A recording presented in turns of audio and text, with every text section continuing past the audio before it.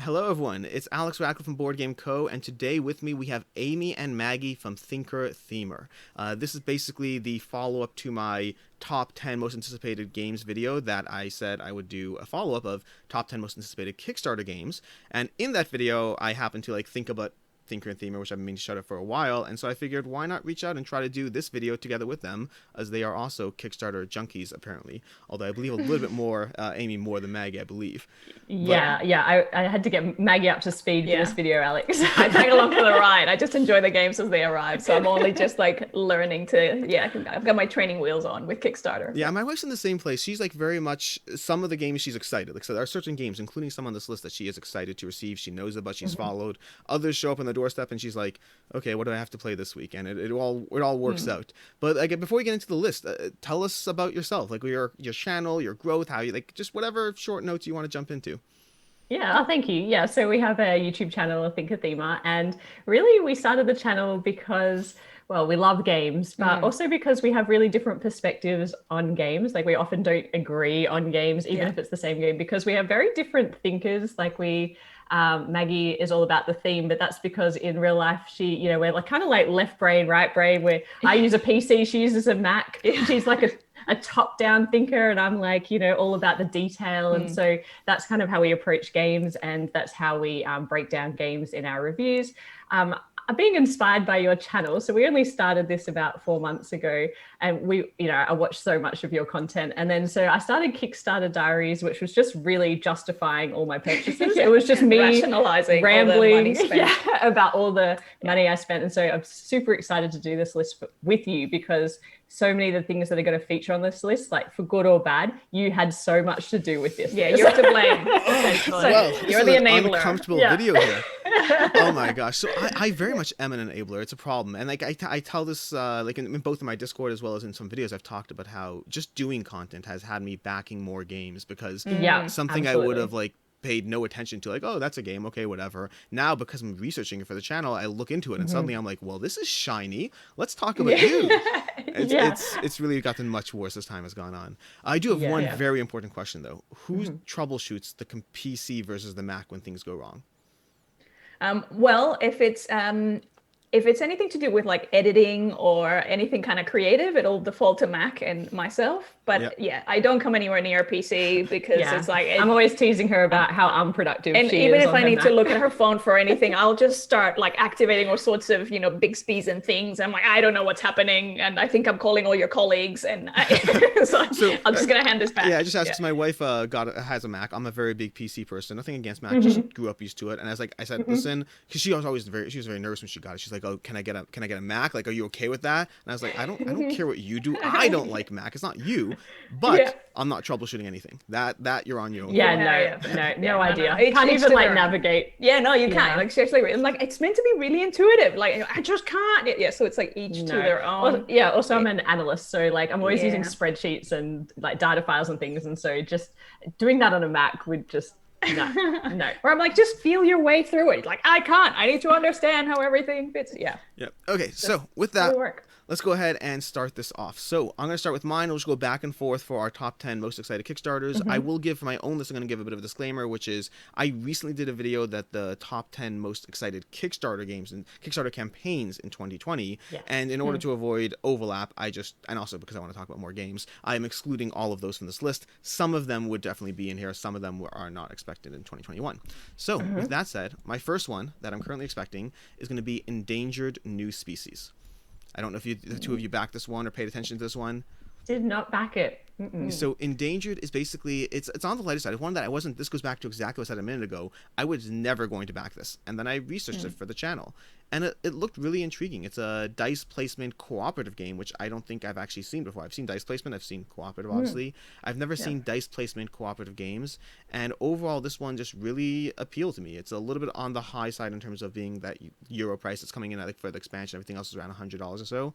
But it looked interesting. It looked fun. And it's one that I was, tempted to just see how dice placement cooperative plays out in my collection. It has all these scenarios and different things like that. And that's basically my number one. Or number 10, I guess, counting down. Should we count up? I don't know what we'll do. We'll figure this out. Count down. Count down. My number 10. That's my number 10. Number 10. And so for that, it's cooperative. Well, cooperative is something that we don't really do. We're not very good at cooperating together, working together towards at all. the aim of the one game. Yeah. I just saw that. I just watched your most recent video. You talked about Primal, and you're like, it looks okay, but it's cooperating, and we're not doing that. Yeah, we're not doing that. No, we'll try it. We'll humor it sometimes, and it's like, yeah, it's not really our preferred thing. So we also have a couple of disclaimers. We excluded like reprints or expansions. Well, not all reprints. Let's expansions, get technical on that. But also we didn't include anything that was kind of being backed this year as well. So in 2021. So most things are from last year, which means you did have probably a large, you made me back a lot of things basically. It's mostly your fault. mostly. You can blame you and not me. So that's great. I'm curious if some of these are backed. I'm very intrigued. So number 10 is Cascadia, which is from Flat Out Games. We loved Calico, and so it feels like this is the spiritual sequel to that. Takes place in the I think it's the Pacific Northwest, and it's all about kind of creating this beautiful ecosystem and like also inhabiting the wildlife that is going to have the best sort of synergies and stuff. So it's one of those games that looks beautiful. I'm intrigued by it, but. Yeah, and mechanically, I love the fact that you're drafting, tiles at the same time as the animals, and so that's what makes it like really crunchy. And like Calico was a huge surprise hit for us last year. Like it was one of the games we played the most. We took it to Christmas. My mum got obsessed with it. I'm obsessed with it, and I just think it's another one of those ones that will be like nice and easy to teach, nice and casual. But then if you want to kind of strive for a high score, you can. Did you play the online implementation of this one? They had a little module you could play online. No, we don't do that generally speaking. Like when we back, when I back things, I just like to kind of back them based on like the surprise element when it arrives. How awesome they look. And what was this like? We're doing a little more research now. But no, we didn't play it. Did you? So I did actually. So this one, it wasn't even like a tabletop simulator. It was just a little link that you could start clicking through and doing things. This was actually, I guess, a spoiler to the rest of my list. This is not on my list, but it was on my short list of like condensing things down, and it did not make the cut at the end. But this is one that I backed as well. I'm very excited about it. It like you said, I love the crunchiness of the fact that it's not about optimal choice. It's about, well, that terrain doesn't work for me, but I also need an antler, so what am I going to do here, and figuring it out. It really was crunchy, and it kind of made me feel like it was a bit of a more gamery Sprawlopolis, a little bigger game, and I love Sprawlopolis, and so I am very excited for this one as well. I'm excited. And Beth Sobel with her art can do no wrong at the moment. Like, just beautiful. Illustration. Yeah. Excellent. Okay, so that would be our number 10. So my number 9 is going to be Foundations of Rome. Did you back? No, I didn't. And I know that you were thinking about picking up retail, and then I'll let you talk about it. But then it's not available retail. You can watch my things for a long time. Whoa. Yeah. Oh my gosh. Okay, that I feel like awkward now. That was literally one of my first videos. I remember. Oh my gosh. Wow. Okay, so basically, I talked about this way back in the day, and I said, I'm gonna pass on that one because I'll just get it at retail. And I got this is before I was really researching my content. I was just really more similar to the way you're starting. I started with just talking about my own thoughts, and then realized, people are paying attention. I have to step this up. And so initially, I remember I got a comment about, it's not going to retail, and I still didn't back it. And this is again going to be another, because I do content, I backed it, which is because it was kind of before I was really doing dedicated videos, I came back to it and did a dedicated video on whether you could late back it or whatnot. And along the way, I reached out to Arcane Wonders and said, hey, could I playtest it? And I playtested it, and I backed it, because apparently that's a thing now. So Foundations of Rome, for those who don't know, is basically going to be a polyomino game that has a little bit more game behind it. It has those polyomino shapes. It's not necessarily as involved as many polyomino games like Isle of Cats or whatnot, but it definitely has a polyomino element. But a big part of it is going to be the way you lay things out, taking income or points or different things as you progress, and then a few of these more monuments on the side that I really enjoyed the monuments expansion that kind of meet out the experience. It is the most overproduced polyomino game you will ever play. Absolutely. Yeah, it's huge. But I'm intrigued. I am very intrigued by it. I enjoyed my play enough that I was like, I'll go ahead and get it. I have overproduced everything else. Why not have an overproduced polyomino game in my collection? My biggest concern is going to be the accessibility of those tiny little stickers on polyominoes and how well you see everything. But on TTS, it worked just fine, and I usually consider TTS to be the harder version of playing things. And so that's you almost got me. You almost got me with this one on the late pledge. I looked at it several times, showed Maggie, and we were like, don't know, is it going to be heavy enough? And we passed. But as soon as it turns off, I'm just going to have so much regret. No, I can it's see it now. interesting. This is one I'm excited about it, and for me, a lot of my list that I picked here is going to be predicated on accessibility. There are a lot of things that are either lower down than they used to be, or just didn't make the cut because as time goes on, as my collection has grown, these giant miniature-heavy dungeon crawlers are still tempting, but they're harder to get to the table, and so a lot of them I just missed this. This is accessible. I'm intrigued by it. We'll see how it plays out.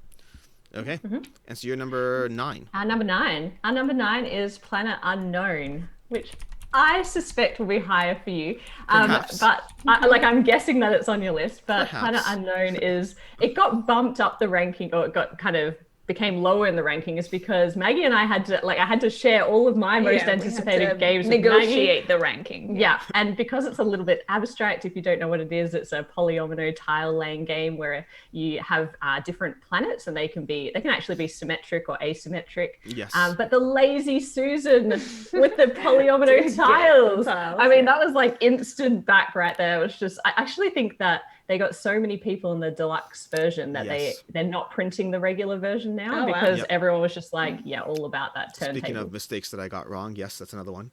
Yeah, I mentioned I did a late back video on this, and I talked about that, and someone's like, they actually made an update saying they're no longer doing the original. And I was like, well, that's awkward. It's a good thing I told you to back the deluxe version. I got the deluxe version. But no, well, you're always for the deluxe version, aren't you? No, the Lazy Susan, and I love how it's not just a gimmick of accessibility. It's symmetric tile pulling, and so having that Lazy Susan turning it and everyone pulls a tile means you can play this at higher player counts without slowing down the game too much. But I definitely this is again, I'm so far I'm 3 for 3 on these games that I'm backing because I'm a content creator. I didn't back this when it came out. I backed it in the late backs, just like what's it called? It's just like the other one I just Foundations of Rome. But that's Planet Unknown. So I'm excited about it. I may or may not talk about it later if it doesn't show up. Ooh, maybe we'll see. Yeah. Okay, so my number 8 is the first that I suspect you did not back, which is going to be Wild Assent. This is going to be because I know you the two of you, I always feel so sad when I watch your stuff. I'm like, no, back Primal, get Primal, it's good. But Wild Assent is going to be one of the styles of games that are less up your alley. It's going to be the kind of like a boss battler as well. It's going to be this is the first game that I picked up because I always liked the idea of KDM, Kingdom of the Monster, while never being pulled in by Kingdom of the Monster itself. And so Wild Assent I backed hoping for that promise, and it is unfortunately very, very, very late. This is pushing, I don't even know how long. I think it's pushing a year overdue, which was already a year out. So it's pushing 2 years plus, I believe, at this point. Wow. Yeah, which is tough. But I think it's supposed to hit in the next few months based on the most recent updates. So we'll see how it goes. But it is a skirmisher, boss battler with gorgeous miniatures. I'm hoping the game lives up. I know Jeremy Howard really, really liked the game, and he's someone who I was watching since forever, and I always put a lot of faith in his opinion. Not necessarily that we'll agree, but that at least there's a good game behind it, so that it might not be for me, might be for someone else, but that it won't be a complete bust, which is important because this was a first-time creator. And so that's going to be my number 8. Okay, nice. Your number 8. Oh, our number 8 is Wonderland's War, which is Alice in Wonderland. Alice coming back to Wonderland, and everything is in a bit of a state of disarray, which is an interesting concept because it's like, well, it was already pretty crazy, but it's almost like trying to bring the crazy back because now it's gone really deadly serious. It's the whole thing, and so you're essentially teaming up and picking a side, and getting your allies, getting your your artifacts and that sort of stuff to battle your way through. It seemed to me a weirder theme of, in order to fight the seriousness, we have to get serious with the seriousness. It's like that. I don't know, but it'll be interesting to see how that kind of plays out with it. I like it because the theme is so unique and the miniatures components. I guess if you're not into fantasy games, it's really hard to find things to paint that aren't of that huge kind of dripping monster type thing. So they had me at the miniatures, I guess, and then also the chips, the poker chips. Deluxe chips, yeah. I mean, I was all in on that as well. And I was a bit worried about the mechanics. Bag building is not typically our thing. Yeah, because I was gonna say I'm confused. I mean, for me, this is not on my list here because it's one that I covered in that last video, but it would very much have been. This is one I'm very excited about. But I'm intrigued because I still don't have a full perfect feel for your tastes. I know games you're interested in. I know games you're not. This is one that I didn't know would fall. Do you like area control and whatnot? Yeah. I like area control is okay. Okay. Yeah. I think if it comes down to like battling or you've got like rolling die or anything like that, that's probably not our thing. But also I should say that we're always trying to push ourselves out of our comfort zone. Or like I really wish we were omni gamers. Like I'm always just like I look at your top 10 and I think I messaged you about it because I'm just like so jealous that you could enjoy this whole range of games. And I always get FOMO. It's good and bad because the nice part about not liking an entire category of games is that's a whole bunch of games you don't have to play. The only type of games I don't play are like straight up war games, straight up like, you know, chit based whatever. Everything else, almost everything else is tempting to me, which means I back too much games. Yeah, back everything. Yeah. But yeah, Wonderland's War is, I'm right there with you. Like one of the things that pulled me in way back in the day was the unique theme. It was like, well, I'm interested in the mechanics. I am torn as to whether this really works together, but the theme and the production quality of Druid City, I'm very excited for this one. Yeah, and not to tempt anyone, but I believe you can still late back it if you go quickly. Anyways. Sorry, everyone. My number 7, I think, what are we up to? 6, 7? I don't even know. 7, right? I think. Seven. Okay, my number 7. I never keep actual track. I should do that sometime. Chronicles of Drunagor, Age of Darkness. And this is another one which I assume you're not playing. It's another backing. This is another cooperative dungeon crawler. This is definitely one that I am very hyped about, but again, it's lower down on my list because of that accessibility issue.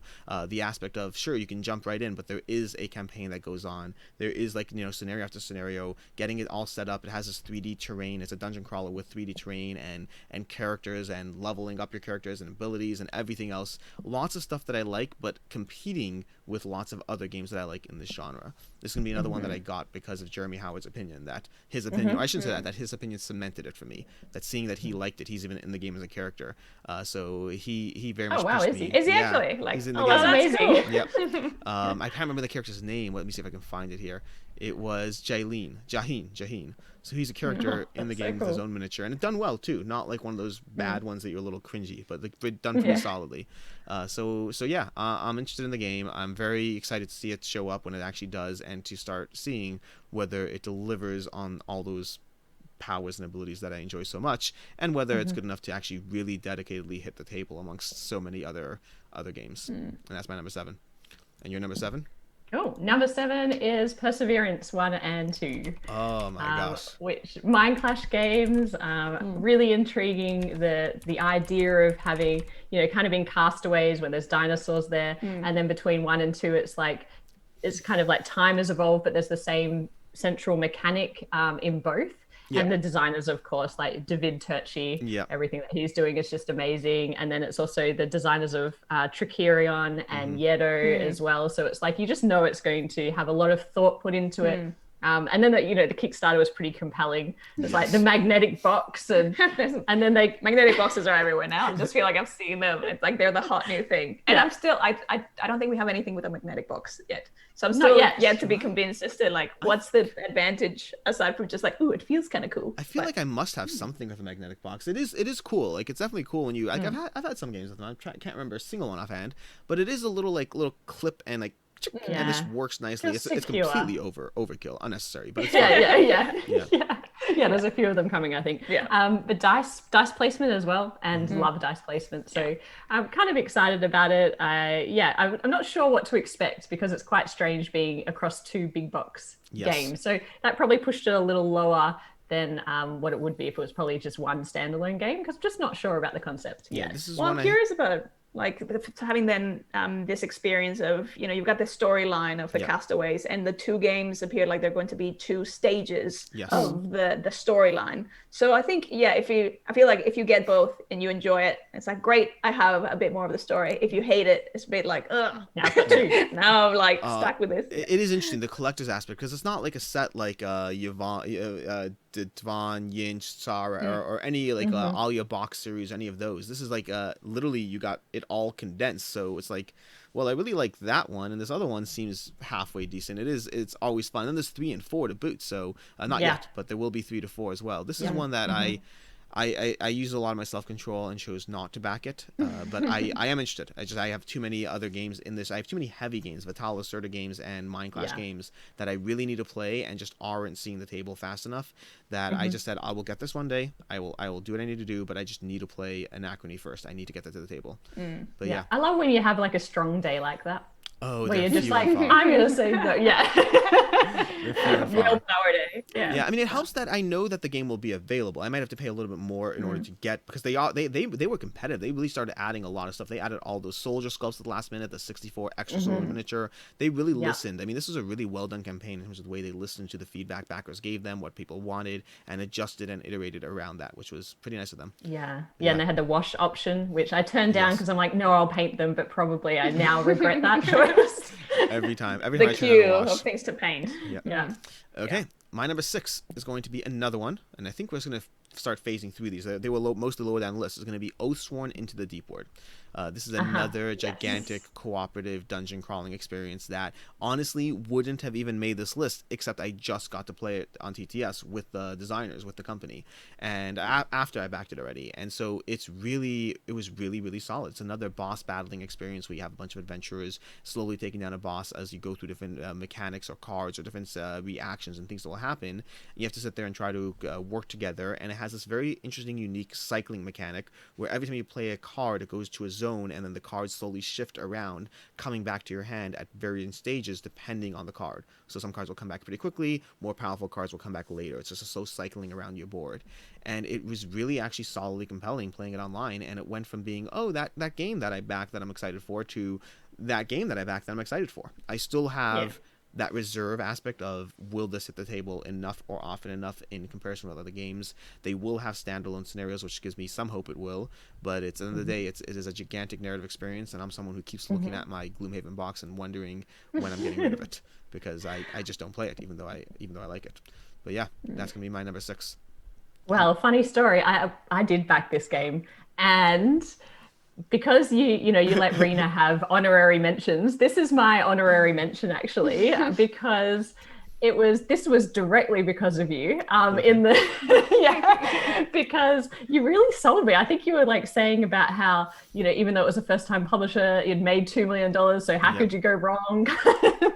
But also, like, as I mentioned, we try to put ourselves out of our comfort zone, and this just seems like the perfect game that will be a completely uncomfortable experience for us. It sounds like it would be. Yeah, like with the narration, the app and everything, and all of the minis and the surprise boxes and all of that. And so I was like, let's just commit to trying this. And so we did actually back that one. Nice, solid. So and like that video that I did was before having played it. That's the video that, because I did that video, the publisher reached out and said, hey, we'd love to actually play with you sometime. Nothing to do with anything. You already pushed people our way. Just, we'd love to connect and like thank you and play a game. And so it took a lot longer than I'd like, but about 2-3 weeks ago, I finally got to play this, and I was really, really impressed with a game that I was already somewhat excited for. But yeah, and that's going to be my number 6. So, your number 6. I'm so glad you liked it.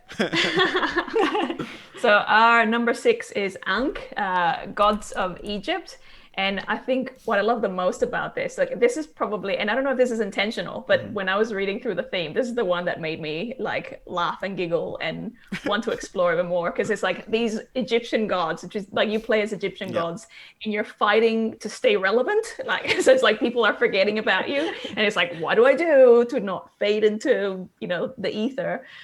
So like all the things of like trying to like use different powers and trying to like influence, followers, get them to like you and get them to build monuments in your name and that sort of things. Like, it's the ultimate like Egyptian god influencer of like, how do I build up my following, and so it's like, it just seemed like such a funny concept to me. Again, I don't know if that's the intention within the game, but I never like, once really curious laughed while going through it, but it's an amusing concept. It is, I mean, the idea of gods fighting to stay relevant is certainly appealing. I feel there's been a book, I can't help what it is, but I feel there's a book, American Gods by Neil Gaiman. Same idea, like fighting to stay relevant, which makes sense. But yeah, this is one that's not on my list for today because it was in my excited top 10 2020 Kickstarters. Okay, yeah, I would have pitched this as in your like top. It's very much in my top. Have the two of you played Blood Rage or Rising Sun, either or? Oh, well, here we go. This is a sore point because we have both, and I am not allowed to play them until the minis are painted. And so there's this constant weight of like, when are they painted? When are they painting? So I'm working through it. Because Amy does all the painting. And I brought them here because I knew this was going to come up. So I'm about 50% of the way through Blood Rage. That's more than I have. I have 3 clans painted. Not even none of the Oh, monsters. they take so long. Yeah, they do and take then a like long Rising Sun is just sitting here waiting for me to finish that one. And so we haven't played them. I know Blood Rage is your number one game. You're and so I'm allowed just to like, play an unpainted game. That's what I'm saying. It's like, it's fine, even if it's half painted. No, I need the Amy pressure. just has Otherwise, I'll never do it. Yeah. I'll never do it. If I did that, if I gave myself that rule, I would finish painting them tomorrow. I Blood Rage. I started painting. I love the concept of painting, but then the problem is I started painting right when I started content creation, and then I just ran out of time to do things. Yeah. So I literally have Blood Rage 3/4 of the way through, or not even 3/4. Like I said, none of the monsters, 3 clans, and I'm like, I don't even care about the monsters. I just want to finish the clans so I can stop playing with mismatched thingies. But it's fun to paint. It just takes time. But yeah, and I'm really looking forward to painting Ankh. I mean, the Egyptian theme, the miniatures were beautiful, not just like the gods, but also the buildings and everything. So super excited about that one. Yeah. Yep. Number 6. Solid. My number 5 is going to be Arkeis, a cooperative story-driven campaign game. And again, it has that name Arkeis. Do you know this one? No. So this is going back. This is one that is by Antoine Baza and a few Ludovic Blanc. This is put out by Ankama Board Games. A few other designers. This is one that was again content creation thing. Again, is I saw it and I was like, oh, that looks intriguing, and then it kind of moved on. But then I kept having to do research on it because of the videos and whatnot, and I kept diving into it. And this is like a cooperative, kind of seems abstract. It's not your typical dungeon crawler. It's more of like a legacy / campaign dungeon crawling experience that seems on the lighter side. It seems to be like I don't even know how to put it, but I kept trying to remember all the things about the campaign, but it seemed to be on the lighter side in terms of its accessibility, seeming to take elements of dungeon crawlers, but elements of traditional Euros, combining all that around a legacy system with some gorgeous miniatures, and I ended up being pulled in by it. I'm very intrigued by it, specifically because the legacy aspect, and I think they went with resettable stuff in the end because they got pushed back, but it still has stuff that you can destroy or whatnot, and then you can recharge. I can't remember the exact details, I don't want to go into it too much, but yeah, this is one that I expect to be able to just get it to the table with Rena, to get it table and play it, knock it out, see how I like it, and then see if it stays in my collection or if it moves on, depending on how legacy campaignish it actually is. But I'm pretty excited about it. Sounds interesting. Yeah. Take a look at the campaign page. It's way too late to get now, so your money's safe. But it looks like a different kind of dungeon crawler, not your typical Gloomhaven, Massive Darkness, or any of those. It looks very different and lighter weight accessible. But yeah. Okay. That's my number 5. You number 5? Number 5 is the Stefan Feld City Collection. Oh my gosh. So, Hamburg and Amsterdam, the first 2 out of 4. This was one that this was an expensive week. I just remember that week and just like trying to not tell Maggie about how much money I'd spent, because I think the like full collector's edition was like close to 500 Australian dollars. I did not know this. Yep. I am fine. And you still don't know this. You heard it here first. My shock. Yeah. Stay cool. But there's 2 more games coming, so you pay for all 4, Yeah. and then you get like a ridiculous like collector's number on the edition, and Plus everything those like that. extra coins or something else if you got all 4 at once. Extra Yeah. coins, that's right. I do the love coin coins. pack. I do love, so. But I'm excited about that because Stefan Feld has been like an embarrassing omission from our collection. Like we haven't played a lot of his older games. We Big played blind spot for us. Yeah, we played Castles of Burgundy, of course, and Bonfire recently, and like I just loved Bonfire. Oh, it's and good to know. I have a copy coming. Oh yeah, I really like it, and it's a great puzzle. And so, I know that you love Bruges, and so I haven't played Bruges or Macau, but I'm really, excited to pick up those new versions. Yeah, I was very tempted by this because the problem is like it's that collector aspect. I love Bruges, and so they have a new Bruges. I should get it or something, but because there are enough differences and combined with the price, I was like, you know what? I will hold off. I will wait. I will see. You how didn't things play back out. it. No, I did not back Wow! it. Wow! Because the problem is they made changes to Bruges, and first of all, I like the original art of Bruges more as opposed to Hamburg, and so with the combination of the art that I didn't like, and then the changes that I wasn't sold by, not against, but not sold by, and I was like, you know what? And then of course the price, which is not at all expensive. Maggie is very cheap when you think about it. But so I sat there and said, you know what? It's not at all convincing. Yes. I will hold off. Sure. I'll wait. I'll see how it plays out. They're obviously going to have that second Kickstarter, and I'm sure they'll be available. And by then, I'll have opportunity to have reviews, potentially see what it's like, maybe try a friend's copy or something. Who knows?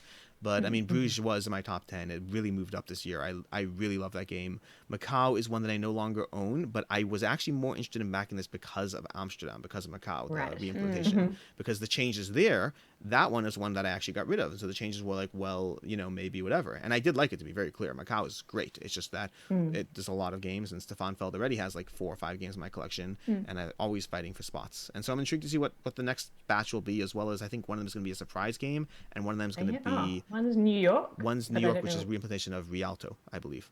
Okay, yeah. Yeah. Well, I'm very proud of you for not backing up. Self-control. Woohoo. Yeah, that's great. Okay, my number 4 is going to be my command game that I did add to the collection, which is going to be Zombicide 2nd Edition. This is one that did not make my top 2020 Kickstarters because it was a 2019 Kickstarter, if I recall correctly. I'm pretty sure it was. I don't even know anymore. Now I completely lost track, but I think it was. We'll see. Either way, this is one that was... This is the reimplementation of Zombicide, which, as you can see on the shelf behind me, I have all the Zombicide, unfortunately. I plan on getting rid of some of it. I do have to get rid of some because it's just... It doesn't hit the table enough for me to justify owning 4 different sets of it. But that being said, I think the ones I'm getting rid of are probably some of the ones from behind me. I'm going to be keeping my favorite ones, and then in the 2nd edition, I will see how it plays out, what it adds to the genre, what it adds to the game. They're completely rebooting it, which is obviously a way to get more money, but each time they've rebooted it, they have mixed things up and changed things, and some of them have been, some of those things they've done have been improvements. And so as a big Zombicide fan, I backed all the glorious miniatures, and this is my token and only command game on this list today. Yep. Well, we've never played it, but if we ever meet at a con, I'd love, I'd love to sit down. You could teach us one day. That would be exciting. Yeah, that would be good. I just volunteered you to teach us a game. No, I'm down. I'm down. I am telling you, like, it's been so. This is the whole thing, the whole content creation aspect. Like, I've never really gone to cons, always debated it, but now, like, I plan on going to every single one I can once things open up and are safe and all that. Yeah. So sign me up. I'm down. Can't wait. Cool. Exciting. You're number 4. Our number 4 is actually probably one of the ones that I'm personally most excited about. Is Merchants of the Dark Road. Now, this one, even though it doesn't look like it's super heavy in the sense that like the types of games that we enjoy, I love the artwork. I love, like, the components just look amazing, and I can't wait to speaking of magnetic stuff, it's got a magnetic bazaar wheel, which I don't know how it works, but I'm like, in, let's play with it, let's see what it does and what happens. But yeah, and in this game, it sort of takes place in an age of darkness where you still have to keep, the cities moving. So you're these merchants going in these caravans, moving goods in between cities. So you're loading up your caravan in what appears to be a rondelle. Which is like her absolute favorite mechanics or vehicles or modes, and then you take that out to on the road. So that's where you collect the goods, and then you take that out on the road to actually like make your fame and riches. And all the components are so cute. And Elf Creek games have been just absolutely nailing it in terms of componentry. And also, like, I really appreciate they always have like diverse characters like on their player boards and things like that. Like, there's a lot to love about Elf Creek games, and so super excited to get the wagon boards, like the little wagon components. The lanterns, the little resin lanterns, and all the resin components. Like, they just look like I'm excited to play with them. This game is absolutely luxified. Now, by the way, I specifically was hoping this would show up on your list. I was thinking through games of what I took off, and this is another one that I didn't add because it was on my 2020 Kickstarters, but I was like, I'm sure they're including that one because it's Euro and it's pretty and all the good reasons. Nailed it. And this is another one, speaking of Jeremy Howard again, this is another one that he really, like, I've talked to him about this. He's getting rid of a bunch of other games from the same designer that he loves because he just thinks Merchants of the Dark Road is better. Really? Wow. Yeah, he's getting this is one of those like firing games for him, and those components off the charts, those deluxe metal coins off the chart. I'm very excited with this one. Just the art, everything. I think I said Elf Creek is top of the notch. Everything they do is just absolutely insane. Yeah. Okay. My number 3 is going to be a lighter game, and I was surprised to put this high, but again, the accessibility is so key for me, and it's going to be Shadow Kingdoms of Valeria. This is a game that's number designed. 3. Yeah, I know, it's weird. So I was shocked, but I was just kept thinking through the fact that there are so many games that I get, and I love them, and I think they're incredible, and then I play them 3 times a year. And then there are games that manage to hit the table like on a monthly basis because they're easy to play. And Shadow Kingdoms of Valeria is one that I actually had the prototype. I was able to play it. This is going to be designed by Stan Kodensky. It's going to be from the Valeria universe, which I generally like, not all the games. But this was one that I'm really looking forward to playing it again. It has dice drafting. It has, slowly leveling up your tableau by getting different characters with different abilities that will play out, different locations that you have to try to manage with abilities and defeat monsters and balancing all of that. It's going to feel very similar to Old West and Impressiar, which is another design of Stan Kudensky, but with many, many differences, and also in a universe I prefer. This is one that I'll be able to knock out games of this in 35 minutes. It's 35 to 45 minutes or so, and just enjoy the accessibility of the game. It will not beat out in terms of epic scales or just sheer strategy many other games, but it's one that I'll play a lot, and that counts for a lot. Yeah, wow. Number Nice. 3. Yeah. Love it. Yeah. Our number 3 is a game called Legacies. Legacies. Okay. Yeah. So this is a first-time designer who is also self-publishing, I believe. But yeah, there's a lot to like about this game. It just looks like something that you would see us playing. Like looks like a sprawling Euro. It covers like 3 generations, isn't it? No, sorry, 6 generations. Yeah, 6 generations across 3 centuries. Yeah. And you've got heirlooms and stuff that follow your family across those ages. I mean, it's just like it looks like a really dressed up dry Euro. Yeah. And like at the heart of it, it's just going to be super dry, and we love that. So yeah, I'm really, really excited about that. I enjoy the component of you're trying to build up your legacy of how you'll be remembered and all this, but you're also having to pick a successor that's going to carry out your legacy. And so I think it's going to be interesting to see like how that plays out in terms of like if you pick a dud or someone that like whatever happens with that, if you can. Oh yeah, and also you get to choose if you're like overhanded or underhanded. Yes, I like love it how when, you're going to live out your life. Like whether you're going to be like evil or good or. Although, and again, I don't know a lot about the actual play of it because I tried to just kind of keep it very superficial so that I'm surprised when I actually get the game on the table. I love games that allow you to switch and swap. So for example, in Architects of the West Kingdom, you can sort of be a bit evil and get some like tax breaks and all of that sort of stuff. But then by the end of the game, you better kind of clean up your act and sort of go, start doing like, more nice things so you can start building the cathedral or those. So I love games that allow you to have those like ethical or moral choices. And that has a play in the game. But part of my wish with this is that I hope that you can, like you're not locked into one. Maybe across generations. I don't know. Yeah, maybe that's intriguing. Yeah. So this is one that like I remember the game, but this is one that was before content creation for me, and it's one that I remember looking at and I was like, it looks okay, but I wasn't pulled in, and I'm always trying to just, or at least before content creation, I was always trying to just not be pulled in by things. Yeah. So I never really did a deep dive. I think this is the first one on the list that I don't know anything about how the game plays. I remember seeing it, I remember looking at it, and I was like, oh, that looks intriguing, and let's walk away now while I still can. But yeah. I think I was so into the campaign, and now it's just like, obviously it hasn't turned up yet, and so I just keep thinking about it, and I'm just really excited by it. The hardest decision in the campaign was they had a neoprene mat, and the whole board was dual layered. So that decision was really quite interesting because I love neoprene mats, my but then gosh. having a full board dual layered, I was like, that's pretty awesome. I'd go so with I think the board. I went What with did a you do? board. Yeah, I did go with the board. The idea of getting a practical. dual layer board and then using a neoprene mat feels like I'd constantly be, oh my gosh. Yeah. And then they have that pledge exactly. level where you can pay $300 and get like yourself as one of the cards as well. Yeah. Did not do that. Got to draw the line. I also This like game will this turn up. concept of Mag will be like, this character looks suspiciously like you, Amy. I don't know what's going on here. Is it just me, or is that just like look exactly like? But I like this concept of the game evolves as the time is going past. So like I feel like the cards and the imagery that you use as the tableau or whatever the setting actually is evolving with the generations and the time. So I think it's going to be an interesting experience. And see, this is what I'm saying. Like, literally just this conversation makes me want to go and back the game. As opposed to before, I looked at it and was moved on and it was all safe. Yeah. Okay. This is like the opposite of a support group. Instead of like helping us like withhold, it's like it's helping us like justify. I have this one person in my Discord group who we regularly go to each other for support, and then sometimes we'll cave and then the other one will follow straight through with the caving. Like, we're both not back in this game, and they'll be like, never mind, I'm back in it. And then I go, fine, I'm getting it too. Yeah. Okay, my number 2 is going to be Unsettled by Orange Nebula. And this is one that I don't know anything about the game at all, legitimately. When the game was on Kickstarter, it had like basically zero content creation. I think it had one review that barely went into how the game played, and I did not get a good picture of how this game played. And I backed it because it was pretty and because it's Orange Nebula. And Orange Nebula produces Vindication, which is one of my favorite games. And I literally backed it on the strength of Vindication alone.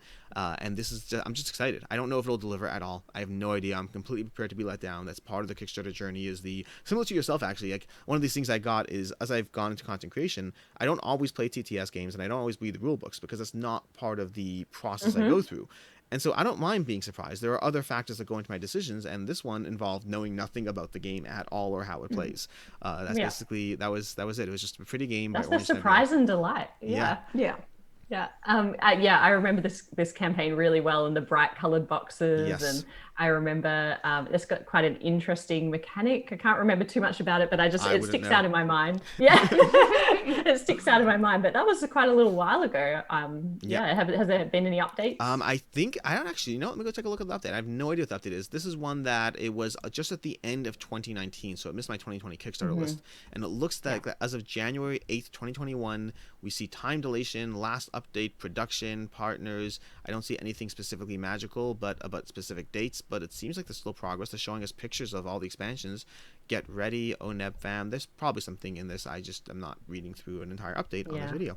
So well, with COVID, it's like we're just going to get all of them at once. It's just going to be overwhelming. Yeah. There was definitely a phase where I went through like a bit of a sleep of just not getting any of my outstanding Kickstarters, and then it just got a whole bunch all of a sudden. And that's going to happen now too, because there's a thing going on with shipping containers. I don't know how much you know what's going on, but like shipping prices are literally like 4 times the price, and so everyone's just holding off because they can't eat a quadruple shipping price right now. And so a lot of these campaigns are just being held off and pushing off for a few months until prices go back down. And so a lot of things are going to start showing up, in April, May, or whatever it is, that in the next few months will be a little light, and we'll see how that goes out. Cool. Oh. And your number 2? It's going to be a busy year. Always new games. Yes. So our number 2 is Endless Winter, Paleo Americans. Yes. So slightly excited about that one. Yeah, so that one takes place 10,000 years BC, and obviously you're trying to like build up the tribes and kind of create your own like kind of civilization back in the day. It looks so meaty, and like there's just so many things going on, and the components look great. The artwork looks amazing, and I get almost like hints of Feast for Odin, which is like up there for me. Completely different mechanics. It is, but it's this is like a theme girl. Yeah, not to disappoint you. No, but like for me thematically is this concept of your bit, like I love building things or feeling like throughout the journey of the game I'm creating something. Yeah, theme wise. Yeah, sure, fine. You're right. ThinkerThemer. Yeah, petty. Okay, sure. Yeah. So the whole or what I'm hoping with this game is getting that sense of you're literally building this civilization or this tribe up and all the different components of it, which is the same thing that happens with Feast. You can migrate, you can go hunting, you can kind of look after your own people, with the feeding and all that sort of stuff. So very, very different mechanics, but I still get, that's why I said a hint of what I feel like when I play Feast. Yeah. I'm excited because of the mechanics. I mean, like the worker placement, deck building combo. I love both of those mechanics. We enjoyed Dune Imperium. It was a little probably light for our taste. I think overall, this looks like it might be a bit meatier. Yes. Love the expansion. What do you think? So have you played Arnak? No, because that was one of those. No, so Arnak might be light for your taste too. If you think Dune Imperium, no. Really? Yeah. Actually, no. I wonder, because Dune Imperium I find to be from the 3 the least interesting in terms of repeat plays. You're going through the same cycle again and again. I like it. I do like the cycle, but it's okay, great. Find some water, buy some sand, use that sand to either generate armies or to get a ton of money, buy some workers. It's a similar cycle, and the interplay is rewarding. I really enjoy Dune Imperium. I actually just got it playing yesterday, but it's still enjoyable to me. But I think it's the least interesting in terms of repeat playability as I go through the cycle. Arnak is going to be on the lighter side, but it's going to give you. Okay. It's on the lighter, meaning I don't think it's probably the same weight class as Imperium, but a lot more variability because the cards are constantly shifting things up significantly more in the feel of what the cards do for your experience. I think it mixes it up a lot more. Endless Winter, as you know already, I guess, is my favorite of the 3, and it remains my favorite of the 3 so far. In terms of, I think I've probably outpaced it in plays by now in terms of Arnak and Dune Imperium, just because this was a prototype, so I had limited access to it. But I probably outplaced it. But it's the variability of the 4 different areas of the board are definitely going to make it on the heavier side from these 3. But I wouldn't consider it a heavy game. It's just going to be the heaviest from these 3. Okay. Yeah. Oh, that's really interesting. A problem that we had with Dune Imperium was just like, we felt it was a little bit more focused towards the worker placement than the like actually creating like the ideal deck. There weren't a lot of ways to like get rid of cards from your deck. Curated. Yeah. From that sense, you'll very much prefer Arnak and Endless Winter. Yes. Okay. Yeah. That's good to know. But I was all in on Endless Winter anyway because the campaign was phenomenal, and like all the resin components, the whiteboards and the expansion, like just beautiful, and really excited the artwork as well. It's a solid game. And again, for those who missed the disclaimer, this is not on my list because it was in my last video. Otherwise, this would be straight up number one, not a question. Okay. Yeah, I picked that as your number one. It was, I mean, it's Endless Winter. Like I again, it's not necessarily for me. It's not always about any one thing. It's always about the combination of things. And this is a game that was, the production quality is off the chart. It's one that I've played, so it ranks higher than Merchants of the Dark Road for me because of that. Merchants of the Dark Road I'm very excited about, but I've played Endless Winter. I have not played Merchants, which means I just can't compare them in terms of how certain I am I like it. And Endless Winter is just, it will hit the table. It's a solid 90-minute playtime, and the modules give you a lot of other stuff, so I'll keep it fresh as well. But yeah. Exciting. Yeah. Speaking of number one, my number one, as might be a surprise for you or not a surprise, is going to be that Planet Unknown from earlier. Yes. It is. Again, the content creator thing. This was not on my radar. I somehow missed the Kickstarter when I was backing games, and then it became on my radar because I was doing like look backs at different things. And I took a look. I reached out to the designer, said, "Hey, I'm doing a video on your game. Do you want to play it?" And he did, and I played it, and I was so excited about this game. Have you played Isle of Cats? Yes, we have a lot, actually, so much, surprisingly, more than we actually would have, just because it's like from the game, because it's a like for us, it's on the lighter side. It is on the lighter side. We enjoy it, and everyone around, like all our friends, love it so much that even when we're trying to introduce other stuff, like, can we play the cat one again? Although now we have to clarify: do you mean Calico or do you mean cats? But it just got so much table time. Yeah, so for me, this is the one, and I didn't love Isle of Cats, to be clear, but this is the one that made me get rid of Isle of Cats. I played this, and I was like, all the things I liked about Isle of Cats, the meteor polyomino game experience, that in some areas I didn't love as much as some of the things, or whatever, the drafting I didn't find as rewarding, but the rest of the game was solid. To me, I played Planet Unknown, and I was like, this is the meaty polyomino game that I want. This is one that really, the asymmetric planets to mix everything up, the placing down your tokens, and that asymmetric player board, which will get tighter and tighter as you progress. A two-player game might be a little tense in terms of actually forcing people to take less ideal tiles, but it really gave me the experience that I wanted from Isle of Cats, and I am looking forward to this one. Again, the accessibility is key here. This is one that's going to hit the table a lot because it's easy to teach, it's polyomino, it's rewarding. All my friends generally enjoy polyomino games, but it's both family and friends. It falls into that double category. Games like Baron Park, Isle of Cats, they've all been played a lot, and I think Planet Unknown will completely be the top of the list in terms of my polyomino experiences. I thought it was going to be your number two after Endless Winter. And I know that your list is, I took off things otherwise, so you're technically right. It probably, it would have been, because Endless Winter still would have beat out Planet Unknown if I was ranking it. If I didn't give those exceptions, it still would have beat it out. But yeah. Excellent. I was almost right with my top five of yours. And so your number one. Well, our number one is Oath. Oath. Oh my gosh. By Cole Worley, Leader Games. Super exciting for us because I think, like, as we started our channel, one of the first games that we reviewed was PAX Premier Second Edition, and I had backed that kind of not knowing if we would enjoy it. This was one of those, let's just stretch ourselves a bit. And I just fell in love with the mechanics of that game. Like the idea of kind of not strategizing so much in the future, but really reacting to what's going on. And just like kind of having those alliances in the game and manipulating the end game conditions, all of those things just really, like, I was just like, what is this game? And I haven't actually played Root, but Maggie's been playing it on the app. Yeah, I know, it's terrible. But Oath, I'm going to start there probably and end up getting Root at some point. But I'm just really excited because of the way that it's not a legacy game, but there are things that you do in each game that influence the next or the setup of the next game. The artwork looks incredible. And just super excited to have more like of this style of game with more accessible themes. I think it's really interesting, that kind of crossover effect that happens. I love, because they have that line even in the campaign saying this is not a legacy game, it's a game about legacy, and how there isn't. And I was like, and like I just kind of sat with that for a bit, and I'm like, what does that actually mean? And it's this concept that the story is not pre-written for you to discover. It's like you're literally, with each game, you are creating the story and things are unfolding. And I'm very curious about how, like all the components, apparently it's a very easy way to kind of pack it up. And so that you can then kind of restart the game. You like don't see it on your end, but on my screen, I have that GIF where everything just folds out of the box. Oh, yeah. I watched him do an unboxing and it was pretty amazing with the mat that's all in there and everything as well. And the weathered coins that he's been showcasing, they're amazing. Yeah, this is one that I somehow managed to miss doing my own. I think I literally just was not on my radar, completely missed it. I wasn't, this was before content creation, and I just completely missed it. And then down the road I was like, oh, I should get this game, and I will be getting this game, of course, because I love Root. I have lots of critiques, but I love Root overall.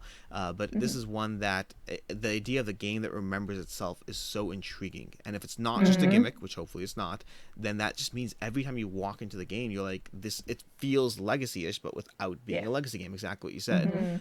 So I'm very intrigued by this one, very excited for it to show up and for me to somehow figure out how to get my hands on a copy. But this is, it looks intriguing, and generally Leader Games puts out quality games.